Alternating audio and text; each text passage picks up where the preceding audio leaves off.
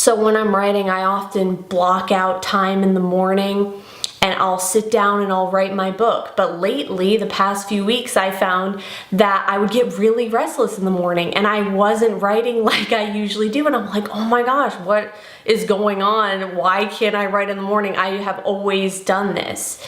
And then it sort of dawned on me, therein lies the problem.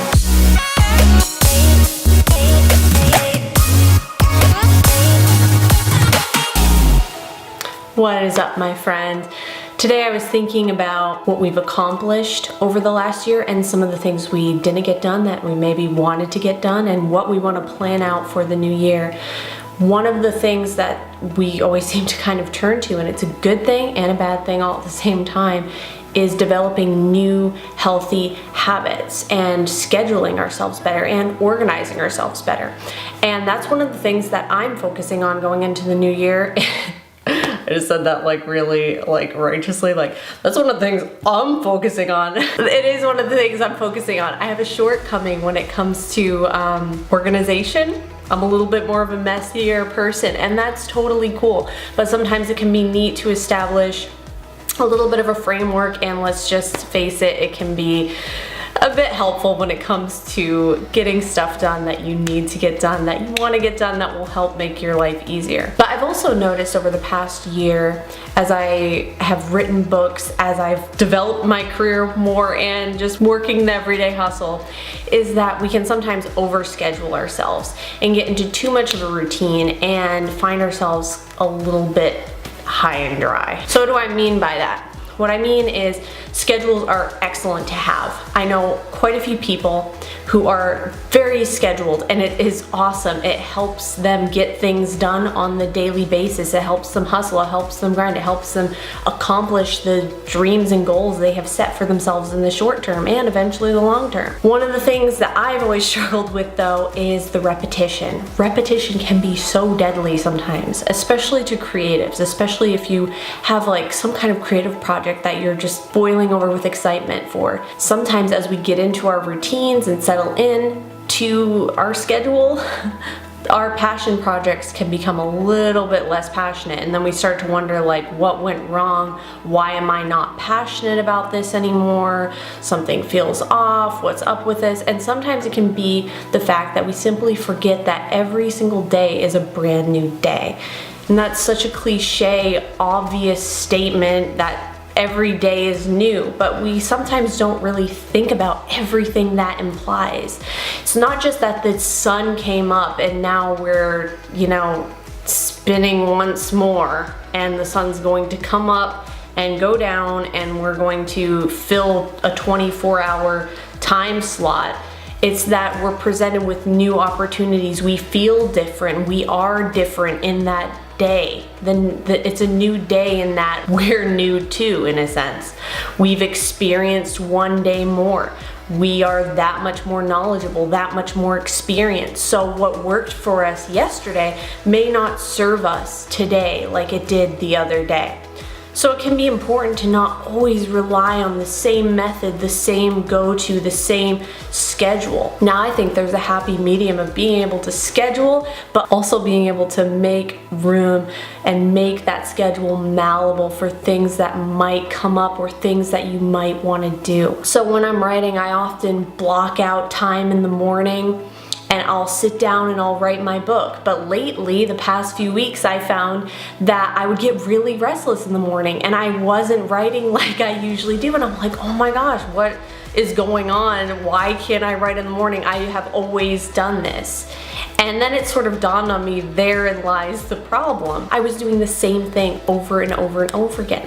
And that can actually kind of fudge up your creativity a little bit to continuously do the same thing. Our seasons show us that every day is a new day.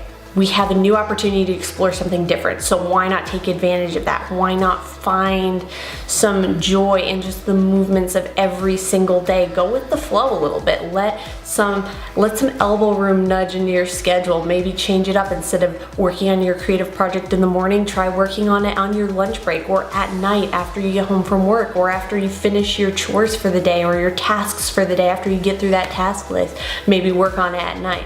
So change it up a little bit. If you're used used to writing at a desk, maybe write standing up at a counter, your kitchen counter. If you're used to drinking coffee all the time, drink some tea, drink some vitamin water, drink some water. Water's always good. Find something to change in your schedule. Yes, schedule your New Year, schedule things. That's great if you're into that, but also leave room for your creative spirit to kind of nudge some room in there and change some things up if they need to be. Let some stuff get shaken up. Sometimes the way it will fall back into place will be exactly what you need for that day. It will be the new recipe that will work for the present. A lot of times we take things from the past and try to carry them over and make them work for right now, but sometimes that can be kind of like taking the clothes that you wore when you were a kid and trying to make them fit you now. It's not gonna work out too well, and sometimes we just need to let go of the methods and the things that we always relied on in the past and let some new things develop. Let the chips fall where they may and see where that takes you.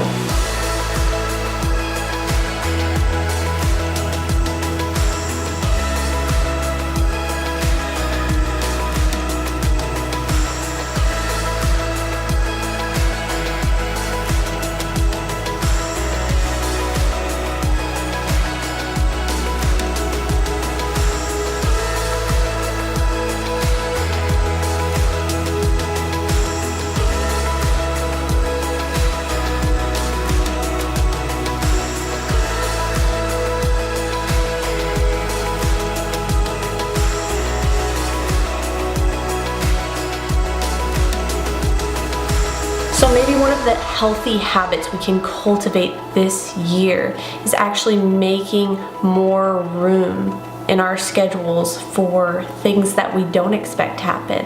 Maybe working on a creative project at a time we don't normally work on it, working on it at a different location. And you would be so surprised, as I have been, to find that that actually breathes new life into the project. It kind of takes on a life of its own and takes you to like places that you weren't expecting, because you did something unexpected that you don't normally do. So leave some room for that. Leave some room for the surprise in creativity. Creativity is all about trying new things. That's really something I want to make room for in the coming year, is inviting more of the unexpected into my craft and into my schedule, and seeing where that takes not only my books, but me as a person. What are some of the habits that you've developed over the past year that have helped you either with your craft or as an individual, that maybe helped you stay motivated? Tell me about it in the comments below, because I would love to hear about it and maybe implement some of them into my coming year. I'm always looking for new, healthy, motivational habits to implement into my day-to-day life. So I would love to hear about that. If you like this video, click the like button.